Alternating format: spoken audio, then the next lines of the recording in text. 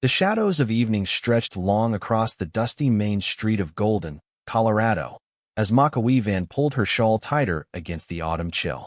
Blood trickled from her split lip, and the dull ache of fresh bruises throbbed beneath her simple cotton dress, painful souvenirs from her own people, who had cast her out just hours before.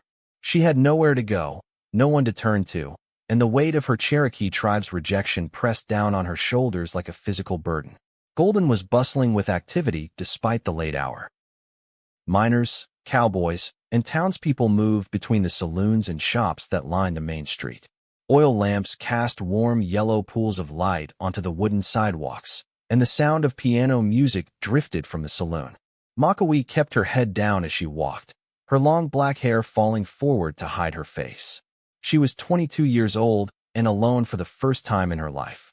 Her crime had been simple.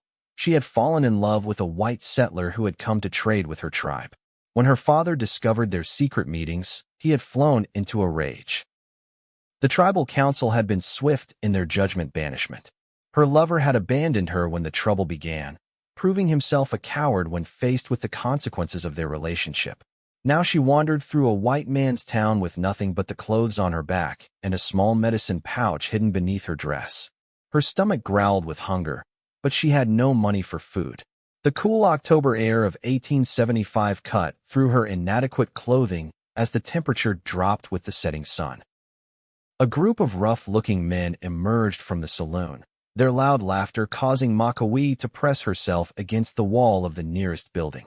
She had heard stories about what happened to Indian women alone in white towns. One of the men spotted her and nudged his companion, pointing in her direction. Well, what do we have here? A lost little squaw. The tallest of the men stepped toward her, reeking of whiskey and tobacco. Makawee's heart pounded, and she looked for an escape route, but the men had effectively blocked her path. She straightened her spine and lifted her chin, determined not to show fear despite the terror that flooded her veins.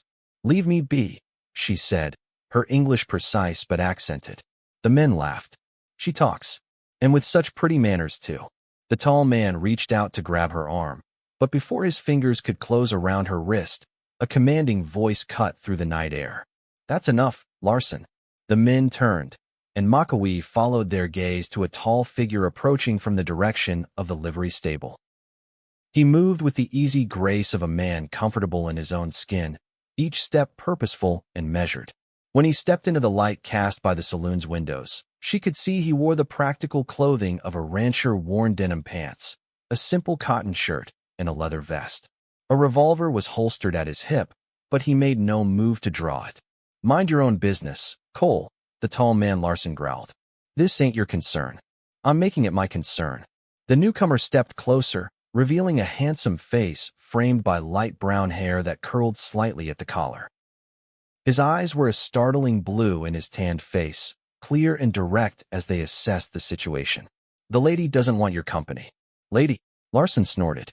"She's just an Indian." The man called Cole narrowed his eyes. "Last warning, Larson. Move along." Something in his quiet tone made the drunk men hesitate. There was steel beneath the calm words, a promise of swift action if they chose to test him. After a tense moment, Larson spat on the ground. "Come on, boys. Ain't worth the trouble." He glared at Cole. "You always did have strange tastes, Xavier." The men shuffled away, casting dark looks over their shoulders. Only when they had disappeared into another saloon down the street did Cole Xavier turn his attention to Makawee. "Are you hurt?" he asked, keeping a respectful distance. Makawee touched her split lips self-consciously. This was not from them. His eyes narrowed slightly as he took in her appearance, the bruises, the torn sleeve of her dress, the haunted look in her dark eyes. "You look like you could use a hot meal and a safe place to rest," he said, his voice gentle. "My sister runs a boarding house at the edge of town. She's a good woman. She'll help you without asking questions you're not ready to answer." Makawee hesitated, suspicion warring with desperate need. "Why would you help me?" "Because someone once helped me when I needed it," he replied simply. "My wagon's just down the street. I can take you there. Or if you prefer, I can give you directions and some money for a meal." She studied his face, looking for signs of deceit or ulterior motives, but found only honest concern. Her options were limited. Night was falling, and she had nowhere to go. "I will go with you," she decided, her voice barely above a whisper. Cole nodded. "My wagon's this way." He gestured down the street, but didn't touch her or crowd her space. "I'm Cole Xavier, by the way. I have a ranch about 5 miles outside of town." "Makawee Vann," she replied, following him at a cautious distance. "That's a beautiful name. Does it have a meaning?" "Earth Maiden," she said, surprised by his interest. "My mother said I was born during the first spring rain, when the earth awakens." They reached a sturdy wagon hitched to 2 well-kept horses. Cole helped her climb onto the seat without touching her more than necessary, respecting her wariness. As they pulled away from the busy main street, Makawee felt some of the tension leave her body, though she remained alert. "My sister's name is Clara," Cole explained as they traveled. "She came west after losing her husband in the war. Started the boarding house 3 years ago. She's got a big heart and doesn't tolerate nonsense from anyone in town who might have unkind words for those who are different." Makawee nodded but said nothing. She was conserving her energy, trying to decide what she would do next. She had cousins in a Cherokee settlement far to the east, but no means to reach them. For now, she could only take one moment at a time. The boarding house was a large 2-story structure at the quieter end of town, with a wide porch and windows glowing with warm light. Cole helped Makawee down from the wagon and led her to the front door, which opened before he could knock. A woman in her early 30s stood in the doorway, her brown hair pinned neatly at the nape of her neck. Her face was kind, with smile lines around her eyes that spoke of a woman who laughed often. "Cole, I wasn't expecting you tonight." Her gaze shifted to Makawee, and her expression softened with understanding. "You've brought a guest. Clara, this is Makawee Vann. She needs a safe place for the night, and perhaps longer." "Makawee, my sister, Clara Xavier Thompson." Clara's smile was warm and genuine. "Come in, dear. You look dead on your feet." She shot her brother a questioning look, but didn't press for details in front of their guest. "I've just made a stew that's been simmering all day, and there's fresh bread too." The inside of the boarding house was clean and homey, with simple but comfortable furnishings. A delicious aroma filled the air, making Makawee's empty stomach clench painfully. Clara led them to a dining room where a few other boarders, 2 older men, and a middle-aged woman were already eating. "Folks, this is Makawee. She'll be staying with us for a bit," Clara announced without fanfare, as if taking in strangers was an everyday occurrence. The boarders nodded politely and returned to their meals without undue curiosity. Clara brought a steaming bowl of stew, thick with chunks of beef and vegetables, and placed it before Makawee along with a slice of fresh bread. "Eat your fill. There's plenty more." Makawee murmured her thanks and began to eat slowly, savoring each bite. It had been nearly a day since her last meal. As she ate, she listened to Cole and Clara's quiet conversation. "I'll cover her board," Cole was saying. "Nonsense," Clara replied firmly. "I have an empty room, and the good Lord knows I've been blessed enough to share what I have." She glanced at Makawee. "Though I could use some help around the place if she's willing and able." Makawee looked up. "I can work," she said quickly. "I am strong, and I learn fast." Clara's smile widened. "There, you see, all settled." After the meal, Clara showed Makawee to a small but clean room on the second floor. It contained a narrow bed, a washstand with a pitcher and bowl, and a small chest of drawers. "The washroom is at the end of the hall," Clara explained. "I've put out some towels for you and a nightgown that might be a bit big, but will serve for now. We can see about getting you some proper clothes tomorrow." Makawee stood in the center of the room, overwhelmed by the woman's kindness. "Thank you," she whispered, tears suddenly threatening. Clara stepped forward and gently touched her shoulder. "Whatever brought you here, child, you're safe now. Get some rest. Things often look brighter in the morning light." After Clara left, Makawee used the water in the pitcher to wash as best she could. The cool water stung her split lip, but felt good on her bruised skin. She changed into the borrowed nightgown, which indeed hung loosely on her slender frame, and climbed into bed. Despite her exhaustion, sleep was elusive. She kept reliving the moment her father had struck her, the shock and pain of his rejection, the cruel words of the tribal elders as they cast her out. A soft knock on her door startled her from her thoughts. When she called out, Cole entered carrying a small jar. "Clara asked me to bring this up before I head home," he explained, placing the jar on the washstand. It's a salve for your injuries. My sister's quite skilled with herbal remedies. Makawee sat up, pulling the blanket around her shoulders. You have both been very kind. Cole remained by the door, respectful of her privacy. Golden has its share of rough characters, but there are good people here too. Clara will look after you. He hesitated, then added, if you need anything at all, my ranch isn't far. The Triple X, we call it, for Xavier. A small smile crossed his face. Not very original, I know. Thank you, Makawee said again, finding the words inadequate for the gratitude she felt. Cole nodded. Good night, Miss Vann. Sleep well. After he left, Makawee applied the salve to her lip and the bruises on her arms. It had a pleasant herbal scent and cooled the sting of her injuries. As she lay back down, exhaustion finally overcame her troubled thoughts, and she fell into a deep, dreamless sleep. The following weeks established a routine for Makawee at the boarding house. She rose early each morning to help Clara prepare breakfast for the boarders. During the day, she assisted with cleaning, laundry, and any other tasks Clara needed. The work was honest and straightforward, and Clara proved to be a patient teacher and a kind employer.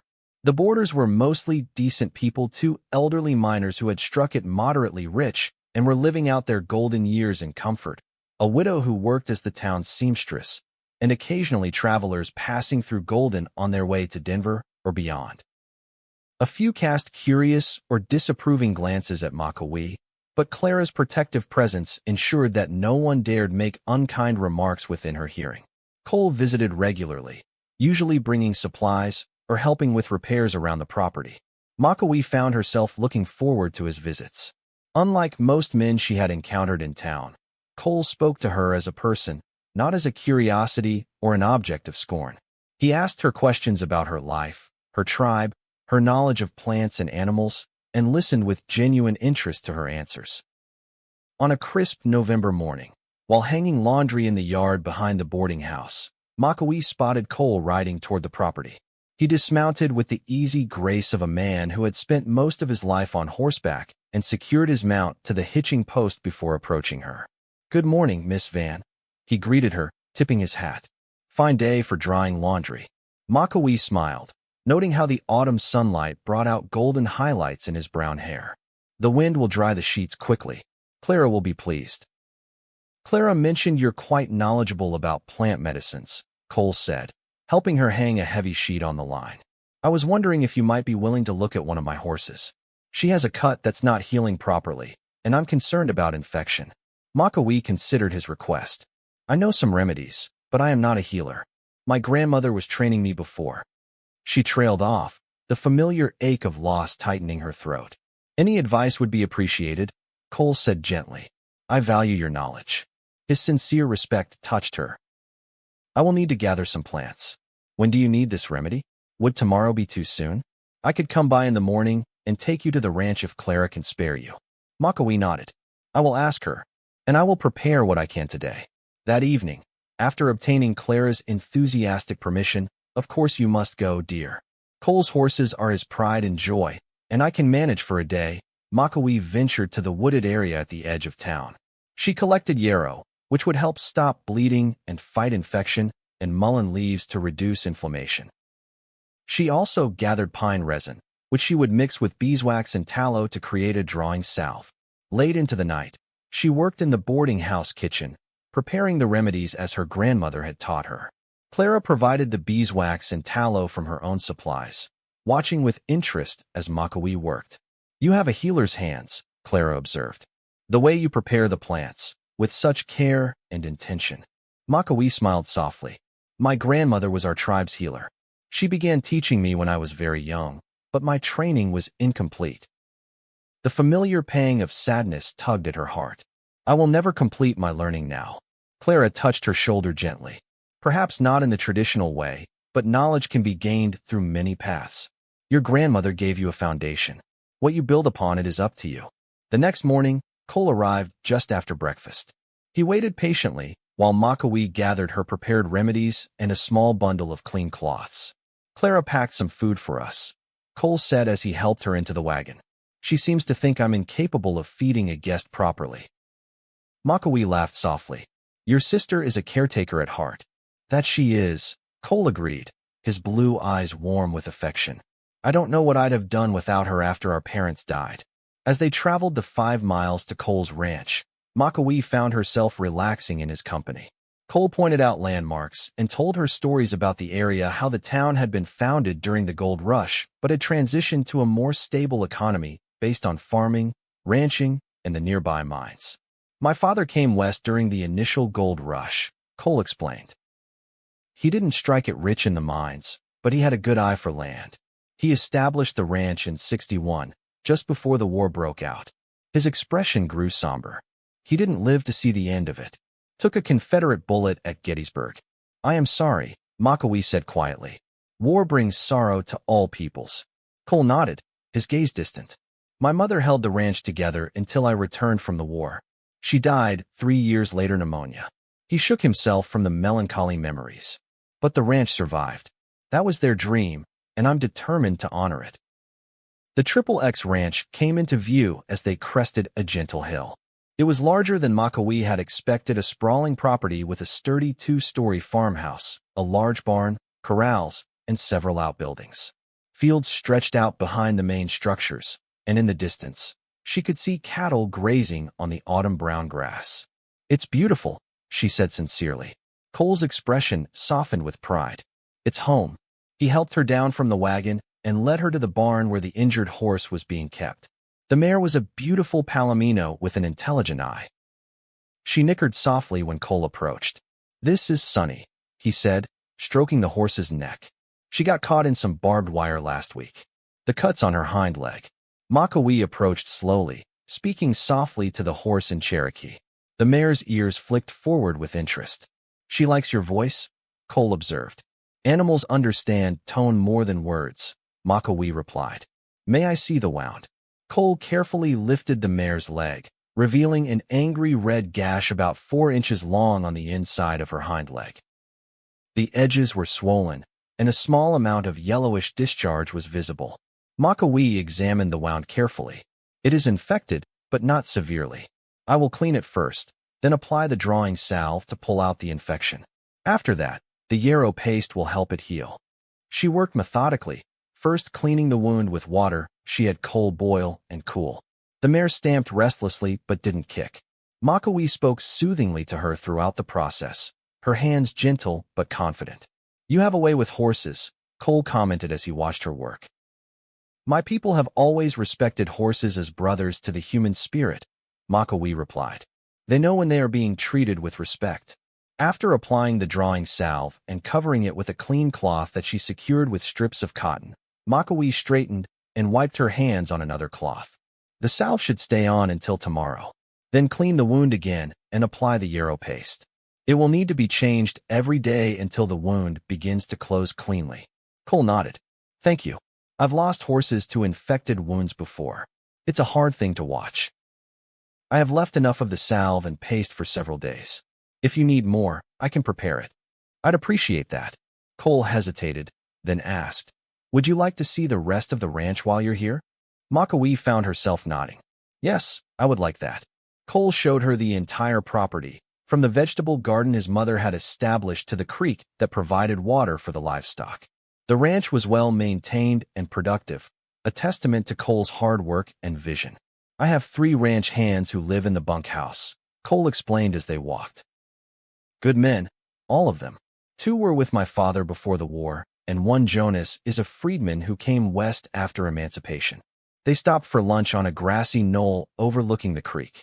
Clara had packed a generous meal of cold chicken, bread, cheese, and apple pie. As they ate, Cole asked Makawee about her life before coming to Golden. She was quiet for a long moment, considering how much to share. Finally, she said, I was born on Cherokee land in Oklahoma Territory. My father was a respected elder, very traditional. She looked down at her hands.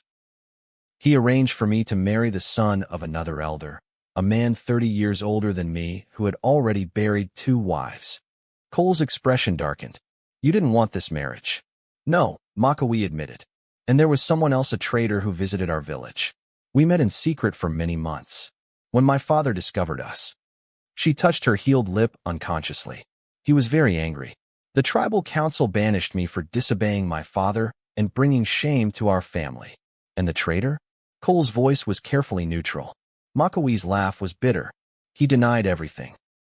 Said I had pursued him, that he had never promised anything. He left the next day and never returned. Cole's jaw tightened. I'm sorry. That was dishonorable. Yes, Makawee agreed softly. It was. They sat in companionable silence for a while, watching the water flow over smooth stones in the creek bed. What will you do now? Cole asked eventually.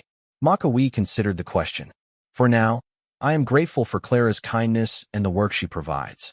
Beyond that, she shrugged. I do not know. I have cousins in North Carolina, but the journey is long and expensive. You're welcome here, Cole said quietly. In Golden, I mean. Not everyone is like Larson and his friends. I have seen that, Makawee acknowledged with a small smile. You and Clara have shown me great kindness. They returned to the barn to check on Sonny, who seemed more comfortable already. Cole gathered fresh water and oats for the mare before they prepared to return to town. As they drove back to the boarding house in the late afternoon light, Makawee felt a contentment she hadn't experienced in many months. Cole was easy to be with, respectful without being condescending, interested without being intrusive. I hope you'll come back to check on Sonny, he said as they neared town. She seemed to respond well to your touch. I would like that, Makawee replied. Over the following weeks, Cole found various reasons to invite Makawee to the ranch to check on Sonny's healing progress, to help with a foaling mare, to identify useful plants on his property. Each visit deepened their connection, and Makawee found herself looking forward to their time together with increasing eagerness. Clara observed these developments with barely concealed delight. My brother has always been partial to strong women, she commented one evening as she and Makawee prepared supper. Our mother ran the ranch single-handedly while father was away fighting. Cole respects a woman who knows her own mind. Makawee felt her cheeks warm. We are friends, nothing more. Clara's knowing smile suggested she thought otherwise, but she didn't press the issue. December arrived, bringing with it preparations for Christmas. The boarding house was festively decorated with evergreen boughs and red ribbons, and Clara kept the kitchen filled with the aroma of gingerbread and spice cider. Makawee, who had never celebrated the holiday in the traditional American way, found herself caught up in the festive atmosphere. On a snowy afternoon a week before Christmas, Cole arrived at the boarding house with a small fir tree strapped to his wagon. I thought you ladies might like a proper Christmas tree, he explained as he carried it into the parlor. Clara always had one when we were growing up. Clara clapped her hands in delight. Oh, it's perfect. Makawee and I were just saying yesterday that the parlor needed something special. Together, they set up the tree in a corner of the room. Clara brought out a box of ornaments, delicate glass balls, small wooden figures, and paper stars that she and Cole had made as children. These were our mother's treasures, Clara explained as she carefully unwrapped each item. She brought them all the way from Pennsylvania when they came west. As they decorated the tree, Cole regaled Makawee with stories of Christmas celebrations from his childhood, the special meals, the small but meaningful gifts, the sense of warmth and family that pervaded the holiday. What about your people, he asked. Do you have winter celebrations? Makawee nodded. We have the great new moon ceremony at the start of winter. It is a time for cleansing, for leaving behind old grievances, and for giving thanks to the Creator for providing for us through the coming cold months. A shadow crossed her face. I will miss the ceremony this year. Cole touched her hand gently. Perhaps you can observe it in your own way. Clara and I would be honored to learn about your traditions. His understanding touched her deeply. Thank you. I would like that. After the tree was decorated, Clara insisted that Cole stay for supper. The three of them ate together in the kitchen, away from the boarders in the dining room, sharing stories and laughter. Makawee felt a sense of belonging she hadn't experienced since leaving her tribe. As Cole prepared to leave, he pulled something from his coat pocket. I almost forgot. I have something for you, Makawee. He handed her a small leather pouch. Inside, she found an assortment of seeds carefully labeled with small pieces of paper. These are medicinal plants from my mother's garden, Cole explained. I thought you might want to start your own garden come spring. There's yarrow, echinacea, sage, and several others. Makawee stared at the gift, deeply moved by his thoughtfulness. This is very precious. Thank you. Mother would have wanted them to be used by someone who understands their value, Cole said simply. After he left, Clara helped Makawee store the seeds safely in her room. That was a significant gift, Clara observed. Those seeds were among our mother's most prized possessions. Makawee nodded, still overwhelmed by the gesture. I will honor them properly. On Christmas Eve, Clara closed the boarding house to visitors and prepared a special meal for her permanent residents. Cole joined them, bringing gifts for everyone, practical items like warm scarves and gloves, a new pipe for one of the elderly miners, a beautiful shawl for the widow. For Makawee, he had brought a book on medicinal plants, carefully inscribed with his wishes for her continued learning. It was the most thoughtful gift she had ever received, and she found herself blinking back tears as she thanked him.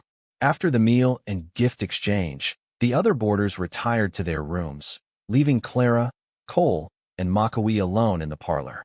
The room was lit only by the fire in the hearth and the candles on the Christmas tree, creating a warm, intimate atmosphere. I have something for both of you, Makawee said shyly, retrieving a small bundle from beneath the tree. She handed Clara a beautifully beaded hair ornament. I made this from beads the seamstress gave me. The pattern is one my grandmother taught me. It represents healing and protection. Clara touched the beadwork reverently. It's exquisite, Makawee. Thank you.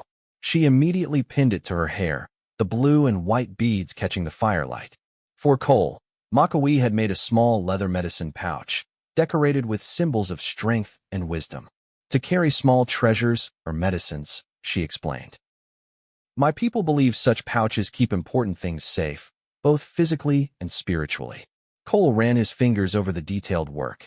This must have taken many hours. I will treasure it always. He slipped the leather cord over his head, the pouch resting against his chest.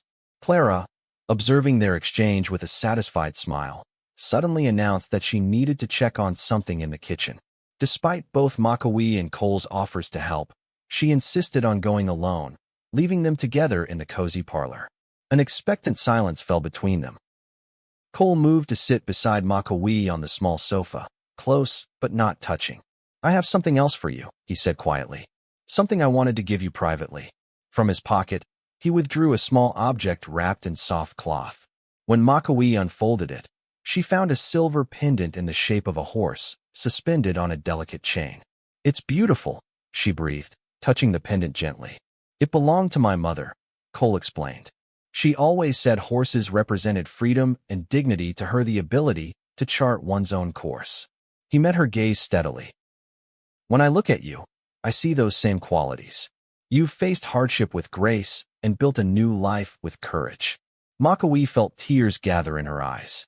I cannot accept something so precious. You can, Cole insisted gently. I want you to have it. More than that. He took a deep breath. I find myself thinking of you constantly, Makawee. Your strength, your kindness, your wisdom. I know it hasn't been long, and you've been through much, but I believe what I feel for you is true and lasting. Makawee's heart raced. She had felt the growing connection between them, but had been afraid to acknowledge it, fearing rejection or disappointment. I have feelings for you too, she admitted softly. But I am Cherokee. Your people may not accept such a relationship. Some won't, Cole acknowledged frankly. But those whose opinions matter to me, Clara, my ranch hands, my true friends in town, will judge you by your character, not your heritage. He took her hand gently. If you need time, I understand. I just wanted you to know where my heart stands. Makawee looked down at their joined hands, his large and calloused from ranch work, hers smaller, but equally strong from her own labors. My heart stands with yours, she said simply. Cole's smile was radiant in the firelight. With infinite care, he leaned forward and placed a gentle kiss on her lips, a promise, a beginning. When Clara returned some minutes later, she found them still sitting close together, talking quietly, their hands intertwined. The pendant gleamed at Makawee's throat, catching the light from the Christmas candles. Clara's knowing smile went unnoticed as she busied herself with tidying the remnants of their celebration, humming a Christmas carol under her breath. The winter months deepened Cole and Makawee's relationship. He visited the boarding house nearly every day, often taking Makawee for drives in his sleigh or bringing her to the ranch to help with winter tasks. When the weather was too severe for travel, They spent hours in the boarding house parlor, reading together or simply talking. Not everyone in Golden approved of their growing attachment. Makawee occasionally caught hostile glances or overheard muttered comments when she walked through town with Cole. Larson and his friends were particularly vocal in their disapproval, making crude remarks whenever they encountered the couple. "Pay them no mind," Cole advised when Makawee mentioned the hostility. "Small minds fear what they don't understand." "I do not fear for myself," Makawee explained. "But I worry that your standing in the community will suffer because of me." Cole took her hand firmly. "Any community that would reject me for loving you is not one whose approval I value." His unwavering support gave Makawee courage to face the disapproval with dignity.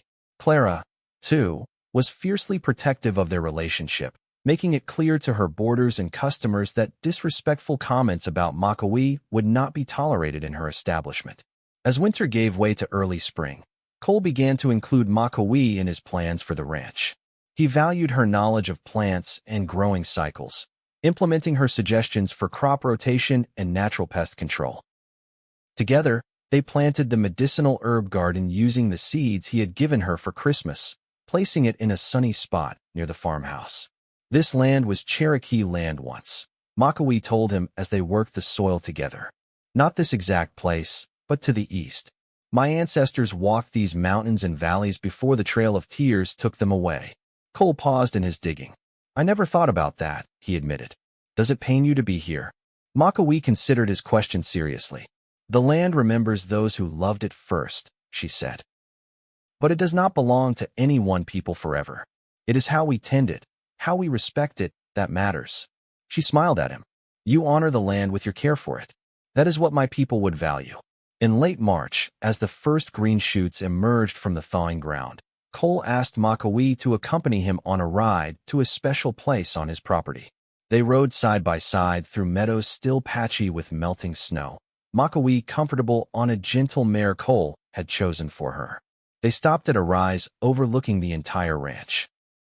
From this vantage point, they could see the main house, the barn, the corrals, and the fields stretching toward the mountains in the distance. "My father brought my mother to this spot when they first purchased the land," Cole said as they dismounted. "He told her to look out at all the possibilities before them, the home they would build, the family they would raise, the legacy they would create." He turned to face Makawee, taking both her hands in his. "I wanted to share this view with you for the same reason." Makawee's heart quickened at the intensity in his blue eyes.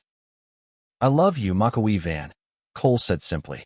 "I want to build a life with you, to face whatever challenges come our way together, to create something lasting on this land."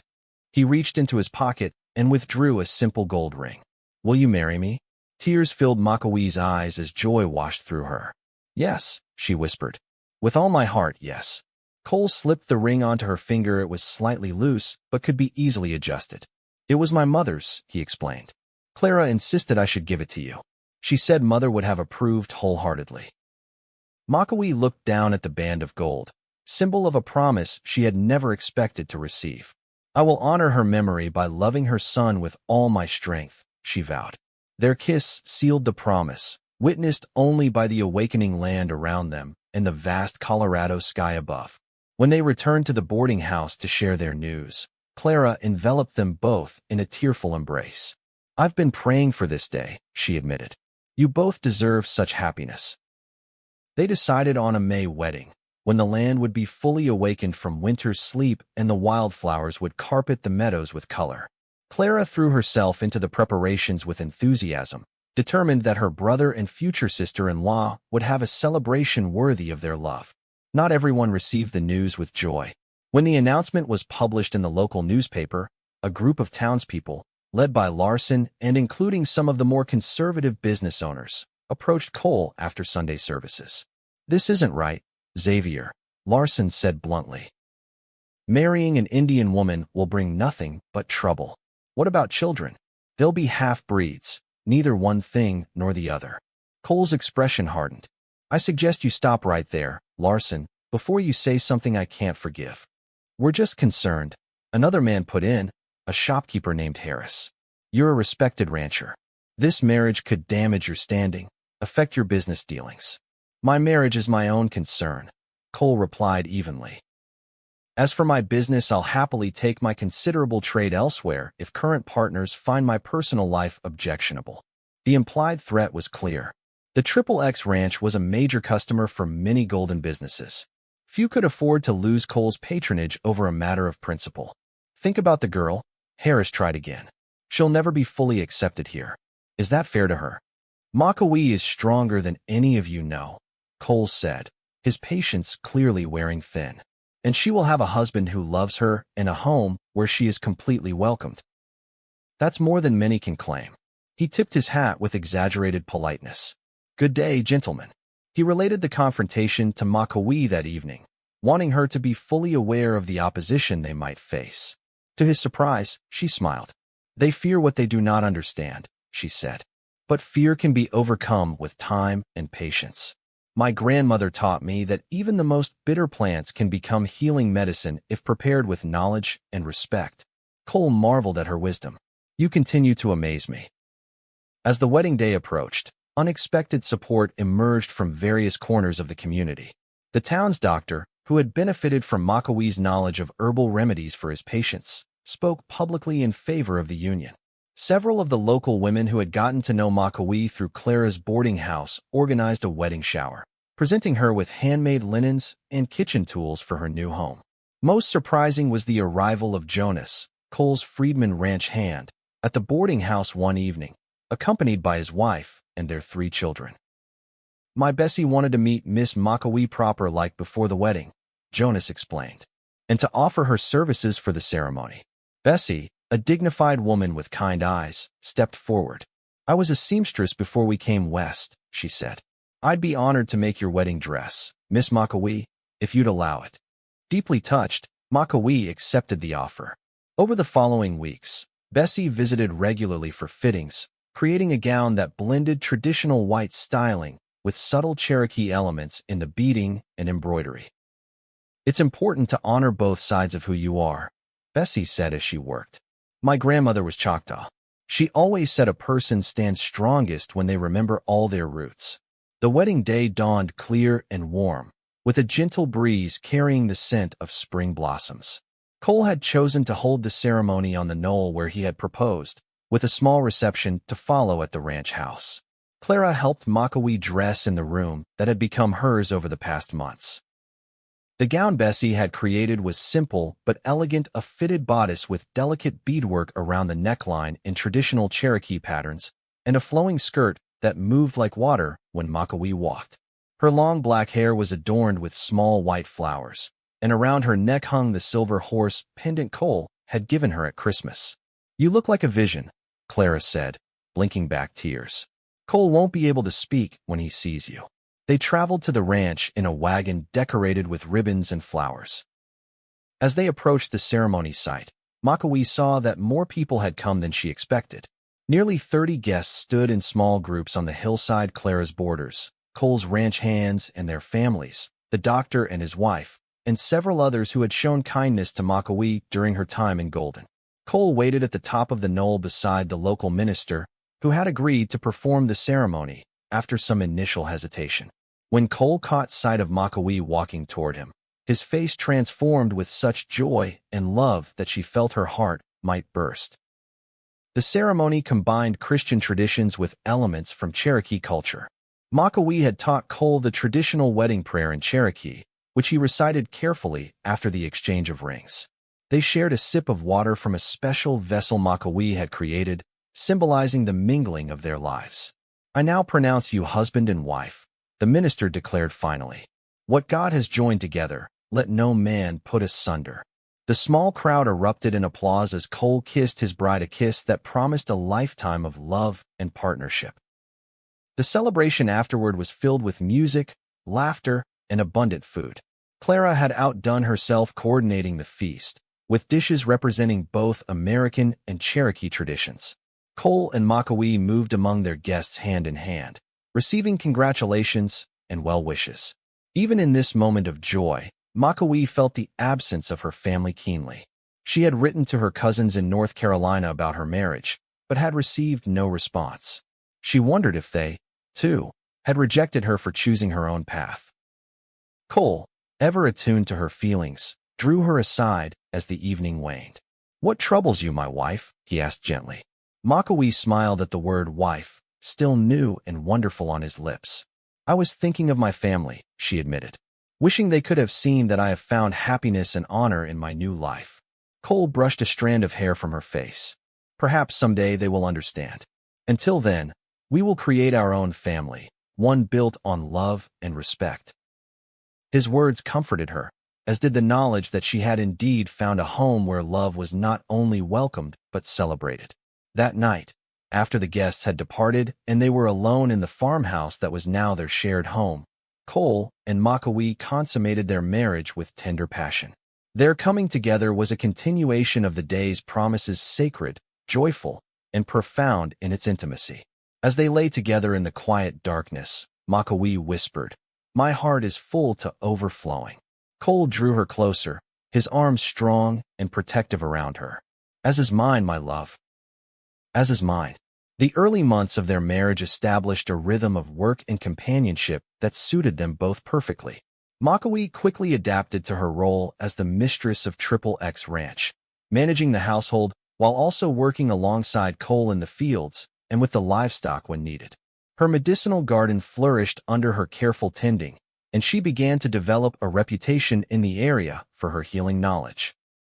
Cole's prediction proved accurate. Some in the community maintained their disapproval of the mixed marriage, but many others came to accept and even respect the couple as they demonstrated their commitment to each other and to the prosperity of their ranch.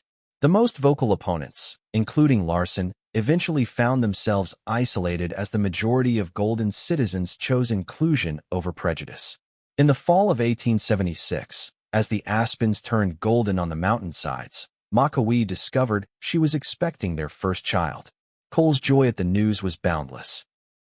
He immediately began making plans for a nursery, insisting that Makawee reduce her workload despite her protests that pregnancy was a natural condition, not an illness.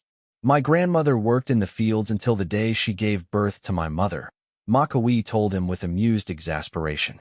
"Cherokee women are strong." "I have no doubt of your strength," Cole replied, kissing her forehead. "But indulge your husband's desire to pamper you, at least a little." The compromise they reached allowed Makawee to continue most of her normal activities while accepting help with the more strenuous tasks. Clara visited often, bringing gifts for the baby and offering advice on childbirth and infant care based on her experiences helping other women in town. "I never thought I'd be an aunt," she admitted to Makawee during one such visit. "After losing Robert at Antietam, I believed my chance for a family had passed. But seeing you and Cole so happy, watching this little one grow." She placed her hand gently on Makawee's rounded belly. "It's a gift I never expected." As Makawee's pregnancy progressed, she felt an increasing desire to connect with her Cherokee heritage, to ensure her child would know and value that part of their identity. She began recording the stories her grandmother had told her, writing them down in a leather-bound journal Cole had given her. "Our child will know both sides of their heritage," Cole promised her. "They will be proud of their Cherokee blood and their American roots." In late May of 1877, just after their second wedding anniversary, Makawee went into labor. The birth was long and difficult, lasting nearly 20 hours. Clara and Bessie stayed by her side throughout, offering comfort and practical assistance, while Cole paced anxiously outside the bedroom door. When the wails of a healthy infant finally filled the farmhouse, Cole burst into the room to find Makawee exhausted but radiant, holding their son in her arms. "A boy," she said softly as Cole knelt beside the bed. "Strong and perfect." The baby had Cole's blue eyes, but Makawee's copper skin and black hair, a beautiful blending of their features that moved both parents to tears. "What shall we name him?" Cole asked, gently touching his son's tiny hand. Makawee had been considering this question for months.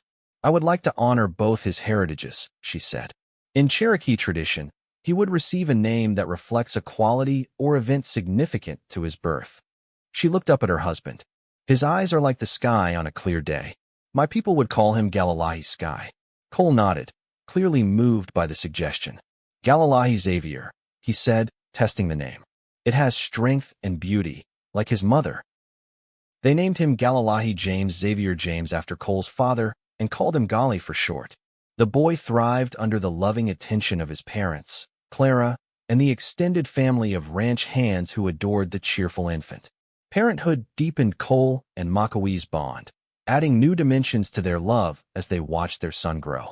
Cole proved to be a devoted father, often carrying Golly with him as he performed his less dangerous ranch duties, talking to the baby as though he were a small adult. "He's explaining cattle breeding to a 6-month-old," Clara observed with amusement as she watched her brother hold Golly up to see a new calf. "The poor child will be reciting livestock lineages before he can properly walk." Makawee laughed. "Knowledge is never wasted. My father taught me to identify medicinal plants before I could speak in complete sentences." The mention of her father brought the familiar pang of loss, but it was softened now by time and by the new family she had created. She wondered sometimes if her parents ever thought of her, if they regretted their harsh judgment.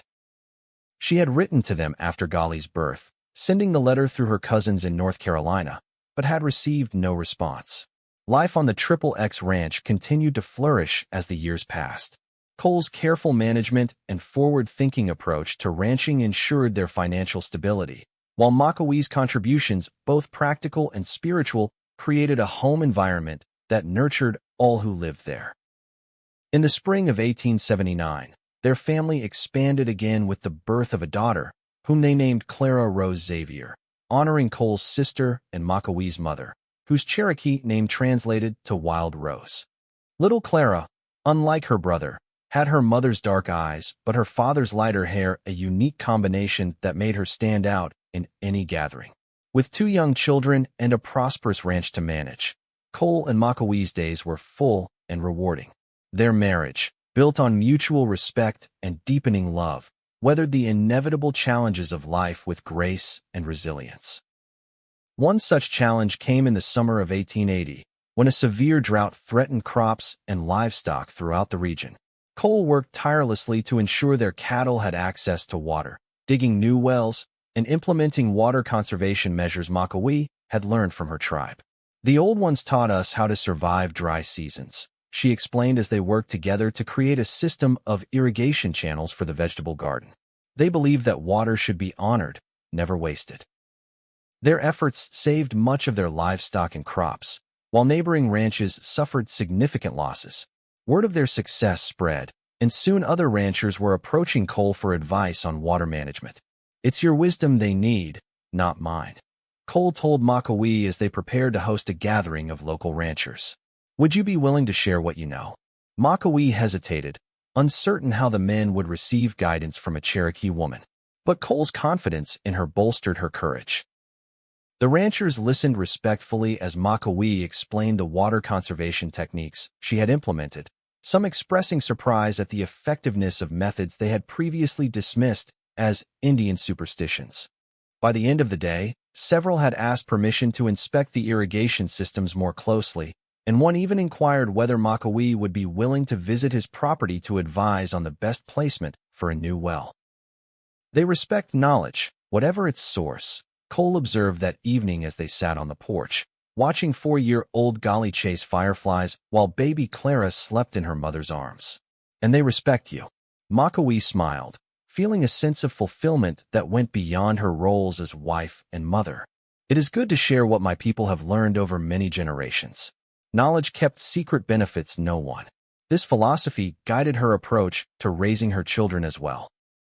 As Golly and Clara grew, Makawee taught them Cherokee words, songs, and stories alongside the more conventional education they received. Cole supported these efforts wholeheartedly, often asking the children to teach him what they had learned from their mother. "It's important that they understand and value all parts of their heritage," he said one evening as they listened to Golly reciting a Cherokee creation story to his sister. "Too many children of mixed marriages are taught to hide or be ashamed of their native blood. You have created a home where they need never feel shame," Makawee said, leaning against his shoulder, "where love is truly welcome." In the fall of 1882, when Golly was 5 and Clara 3, an unexpected letter arrived at the ranch. The handwriting on the envelope was unfamiliar, but the return address made Makawee's hands tremble. It came from the Cherokee settlement in Oklahoma Territory. Cole was with her when she opened it, his presence providing strength as she unfolded the single sheet of paper. The letter was from her mother. My beloved daughter. It began in Cherokee, before continuing in careful English for Cole's benefit. I write to you after many seasons of silence, with a heart heavy with regret but hopeful for healing. Your father passed to the spirit world last winter. His final words were your name, spoken not in anger but in sorrow for the years lost. Tears streamed down Makawee's face as she read on. I received your letter about the birth of your son, though I was forbidden to respond at that time. Now I am free to follow my heart, which has yearned for you since the day you were sent away. If you are willing, I would like to come to know you again, and to meet the family you have created with the man who gave you a home when we did not. The letter was signed simply, Your Mother, Rose. Cole held Makawee as she wept for her father's death, for the years of separation, for the possibility of reconciliation that now lay before her. Will you write back? He asked gently when her tears had subsided. Makawee nodded against his chest. Yes, she is still my mother, and Golly and Clara should know their grandmother. Her reply, sent the following day, was heartfelt and direct. She wrote of her life with Cole, of their children, of the home they had built together. She expressed her sorrow at her father's passing, but also her hope for healing the breach between her and her mother. She extended an invitation for Rose to visit the ranch whenever she wished. The response came more quickly than expected. Rose would arrive on the train in Denver within the month, if they would have her. The days leading up to Rose's visit were filled with preparation and anticipation. Makawee cleaned the house thoroughly, prepared the guest bedroom, and tried to manage her conflicting emotions: joy at the prospect of seeing her mother, anxiety about whether the reunion would heal or reopen old wounds. Cole was her steadfast support, assuring her that whatever happened, they would face it together. Your mother is welcome here for as long as she wishes to stay, he promised. This is your home, and your family is my family. On a crisp October day, Cole and Makawee drove to Denver to meet the train from the east. Golly and Clara had remained at the ranch with Aunt Clara, who had promised special treats and stories to distract them during their parents' absence. As the train pulled into the station in a cloud of steam and smoke, Makawee gripped Cole's hand tightly. What if she has changed her mind? What if she cannot accept our life together? Cole squeezed her hand reassuringly. Then we will deal with that together. But I believe she truly wants reconciliation. Passengers began to disembark from the train, businessmen in suits, families returning from visits east, a few single women traveling alone. And then, a slight figure in a simple dark dress, her black hair streaked with gray and braided in the traditional Cherokee style. Mother, Makawee whispered, her voice catching. Rose turned at the sound, her eyes so like Makawee's own widening in recognition. For a moment, both women stood frozen, separated by years of absence and the pain of rejection. Then Rose took a hesitant step forward, and Makawee moved to meet her. They embraced in the middle of the platform, holding each other as if afraid the other might disappear. My daughter, Rose murmured in Cherokee. My heart. When they finally separated, both wiping tears, Makawee turned to introduce Cole, who had waited respectfully a few steps away. Mother, this is my husband, Cole Xavier. Rose studied him with direct, assessing eyes before extending her hand. You gave my daughter a home when we cast her out, she said simply. There are no words adequate to thank you for this. Cole took her hand gently. Your daughter has honored my home with her presence and blessed my life with her love. It is I who am grateful. Rose nodded, her expression softening. I see why she chose you. The journey back to the ranch was filled with careful conversation as mother and daughter began the delicate process of rebuilding their relationship. Rose spoke of changes in the tribe since Makawee's departure, of how attitudes were slowly shifting as the younger generation questioned some of the more rigid traditions. Many were shocked when your father, who had been so unyielding, spoke of regret in his final days, Rose explained. It has caused much discussion among the elders about the cost of holding too tightly to the old ways. At the ranch, Golly and Clara greeted their grandmother with a mixture of curiosity and shyness. Rose knelt to their level, speaking to them with gentle respect. You have your mother's spirit in your eyes, she told Golly. To Clara, she said, and you have her smile, little one. Over the following days, Rose integrated herself into the household with quiet dignity. She helped Makawee with domestic tasks, shared stories with the children, and observed the workings of the ranch with interest. In the evenings, she and Makawee would often sit together, speaking in Cherokee, reconnecting through the language of their ancestors. Cole gave them the space they needed for this healing, but also made it clear through his actions that Rose was a welcome and valued member of their household. He asked for her advice on plants and weather patterns, invited her to join them for rides around the property, and encouraged her relationship with the children. One evening, as Rose sat on the porch watching the sunset while the children played nearby, Cole joined her with a cup of coffee. "You have created something beautiful here," Rose said after a comfortable silence. "A true home. We've been fortunate," Cole acknowledged. "But it hasn't always been easy. There are those in town who still disapprove of our marriage." Rose nodded. "There will always be those who fear what is different." She looked at him directly. "But you chose love over fear. That is a rare courage." "As did your daughter," Cole replied. "She is the bravest person I know." Rose's expression turned contemplative. "When she was a child, our medicine woman said Makawee had a destiny that would bridge two worlds. I did not understand then." She smiled softly as she watched her daughter emerging from the house. "Now I see it clearly. She is building a new way, honoring the past while creating a future where both her heritages are respected." Cole followed her gaze to Makawee, who was laughing as Golly showed her a toad he had captured. "She makes me want to be worthy of her every day." Rose patted his hand. "You are. I see how she looks at you, how the children adore you, how this land flourishes under your care." Her voice grew serious. "Promise me you will always protect her heart as you do now." "Until my dying breath," Cole vowed. Rose had planned to stay for 2 weeks, but as the visit stretched into a month, she seemed reluctant to leave. Finally, one evening after the children were asleep, she broached the subject that had clearly been on her mind. "I have been thinking," she said carefully, "about my future. The settlement in Oklahoma has changed. Many of those I was closest to have passed on or moved to join relatives elsewhere." She looked between Cole and Makawee. "I wonder if there might be a place for me here, not as a visitor, but as family. I could help with the children, tend to the garden, contribute to the household." Makawee's eyes filled with tears of joy. "Nothing would make me happier, Mother." Cole nodded his agreement.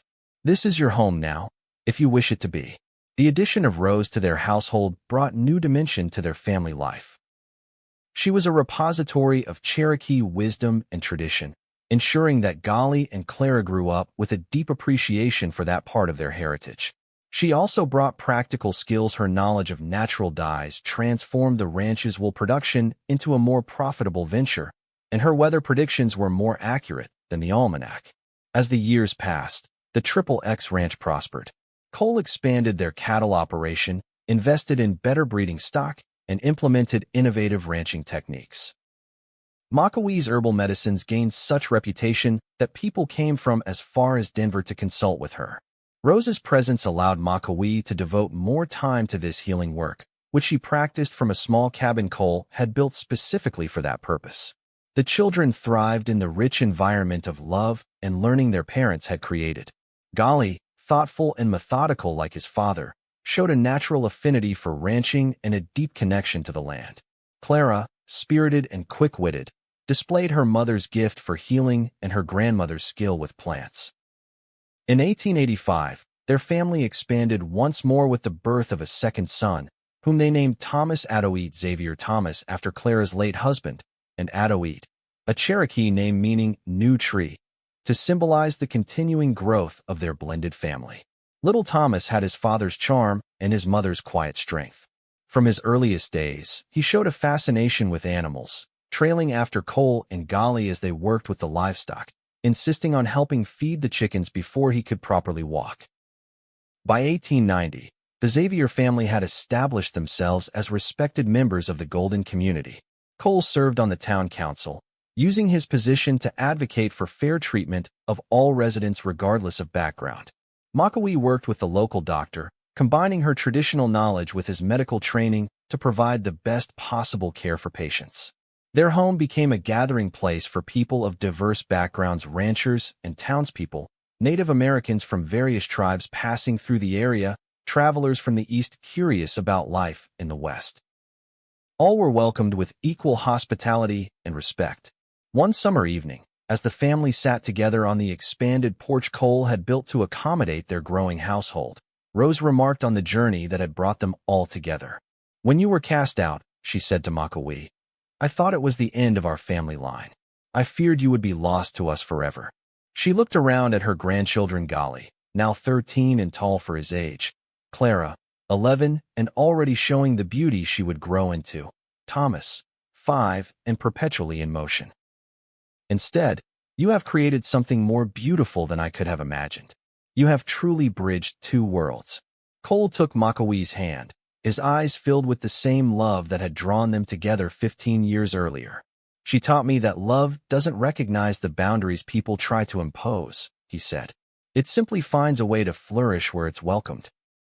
Makawee leaned against her husband's shoulder, contentment filling her heart as she surveyed her family, the family that had seemed impossible when she had stood bruised and alone on Golden's main street so many years before.